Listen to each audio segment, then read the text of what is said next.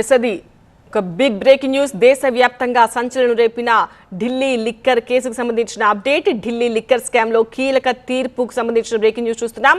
ఢిల్లీ మాజీ సీఎం కేజ్రీవాల్ కు court clean chit ఇచ్చింది. కేజ్రీవాల్ తో పాటు ఢిల్లీ మాజీ మంత్రి సిసోడియాకు కూడా ఊరట లభించింది. ఈ కేసులో సిబిఐ ఛార్జ్షీట్ లో మెరిట్ లేదని రౌజ్ ఎవెన్యూ కోర్టు స్పష్టం చేసింది. సిబిఐ మోపిన అన్ని అభియోగాల నుంచి కూడా కేజ్రీవాల్ కు సిసోడియాకు విముక్తి లభించింది. కేజ్రీవాల్ కు వ్యతిరేకంగా ఎలాంటి ఆధారాలు లేవంది న్యాయస్థానం. కోర్టు తీర్పు తర్వాత కేంద్రంపై కేజ్రీవాల్ విమర్శలు చేశారు. ఆమ్ ఆద్మీ పార్టీని నాశనం చేసేందుకు ప్రయత్నించారని కేజ్రీవాల్ ఇంతకుముందు మాట్లాడిన లైవ్ మనం చూసాము.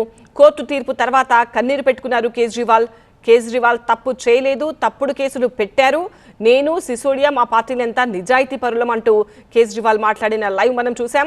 దేశంలో ఎన్నో సమస్యలున్నాయి, వాటి మీద పోరాడి ఎన్నికల్లో గెలవండి, ఇలా కాదు అని కూడా కేజ్రీవాల్ కన్నీటి పర్యంతం అవుతూ మీడియాతో మాట్లాడుతున్న లైవ్ ఇప్పటివరకు మనం చూసాం.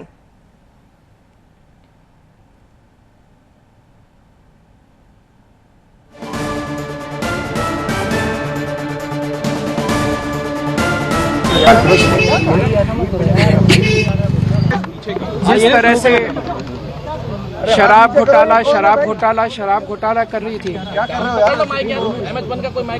और हमारे ऊपर आरोप लगा रही थी, आज कोर्ट ने सारे आरोप खारिज कर दिए और जितने भी एक्यूज्ड थे सबको डिस्चार्ज कर दिया. हम हमेशा कहते थे सत्य की जीत होती है, हमें भारतीय न्याय प्रणाली पे भरोसा है. मैं जज साहब का बहुत बहुत शुक्रिया अदा करता हूँ जिन्होंने हमारे साथ न्याय किया, सत्य की जीत हुई. मैं हमेशा कहता था कि भगवान हमारे साथ है. मोदी जी ने और अमित शाह जी ने मिल के आजाद भारत का सबसे बड़ा राजनीतिक षड्यंत्र रचा.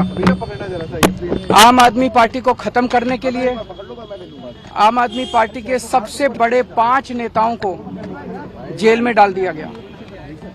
यहाँ तक कि सिटिंग चीफ मिनिस्टर, जो आज तक भारत के इतिहास में कभी नहीं हुआ, सिटिंग चीफ मिनिस्टर को उसके घर से घसीटकर जेल में डाला गया और 6 महीने तक जेल में रखा गया.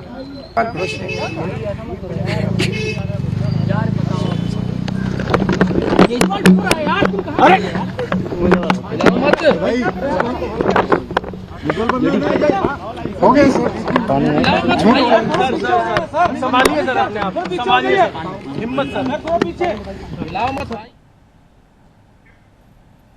దేశవ్యాప్తంగా సంచలనం రేపిన ఢిల్లీ లిక్కర్ స్కామ్ లో కీలక తీర్పు చూస్తున్నాము. ఢిల్లీ మాజీ సీఎం కేజ్రీవాల్ కు కోర్టు క్లీన్ చిట్ ఇచ్చింది. టీవీ9 ఢిల్లీ బ్యూరో చీఫ్ గోపీకృష్ణతో మాట్లాడి మరిన్ని డీటెయిల్స్ తీసుకుందాం. గోపీకృష్ణ, సంచలనం రేపిన కేజ్రీవాల్ తో పాటు సిసోడియాకు కూడా ఊరట లభించింది. అసలు వాదనలు ఎలా జరిగాయి, తీర్పుకు ముందు ఏం జరిగింది?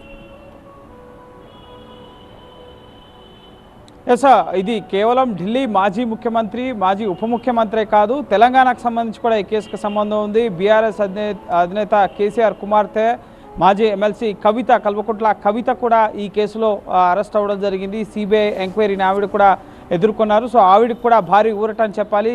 ఆవిడ ఆడిటర్ బుచ్చిబాబుకు సంబంధించి ముఖ్యంగా ఈ కేసులో ఎవరైతే ఈ సిబిఐ కేసులో అవినీతి కేసులో ఆరోపణలు ఎదుర్కొంటూ అరెస్ట్ అయ్యారో సుమారు 23 మందికి సంబంధించి ఈ కేసులో వారందరిపైన కూడా అభియోగాల్ని నిరూపించడంలో సిబిఐ విఫలమైందంటూ ఈ కేసును కొట్టివేయడం జరిగింది. సో వారందరినీ కూడా విడుదల చేయడం జరిగింది. ఎన్ఫోర్స్మెంట్ డైరెక్టరేట్కి సంబంధించిన మనీ లాండరింగ్ కేసు దర్యాప్తు అనేది ఇంకా కొనసాగుతోంది. ఛార్జ్షీట్లు అలాగే సప్లిమెంటరీ ఛార్జ్షీట్లు వాటికి సంబంధించిన విచారణ కొనసాగుతున్నాయి. ఇది సిబిఐకి సంబంధించిన కేసు. ఢిల్లీ లిక్కర్ పాలసీ 2021-22 సంబంధించి ముఖ్యంగా ఈ కేసులో సుదీర్ఘంగా 2 ఏళ్ల పాటు వాదోపవాదనలు ఇటు వాదులు ప్రతివాదులకు సంబంధించిన వాదనలు అనేవి ట్రయల్ కోర్టులో, ఇది ట్రయల్ కోర్టు తీర్పు మాత్రమే, రౌజ్ ఎవెన్యూ కోర్టు అనేది ట్రయల్ కోర్టు. సో ఈ తీర్పుని ఇప్పుడు సిబిఐ ప్రత్యేక కోర్టు న్యాయమూర్తి జితేంద్ర సింగ్ ఇచ్చిన తీర్పుని హైకోర్టులో అలాగే నెక్స్ట్ తదుపరి సుప్రీంకోర్టులో కూడా సవాల్ చేసుకునే అవకాశం దర్యాప్తు సంస్థకు ఉంటుంది. సో ఇప్పుడు కేజ్రీవాల్ ప్రధానంగా మమ్మల్ని రాజకీయంగా ఇరికించేందుకు, రాజకీయంగా లబ్ధి పొందేందుకు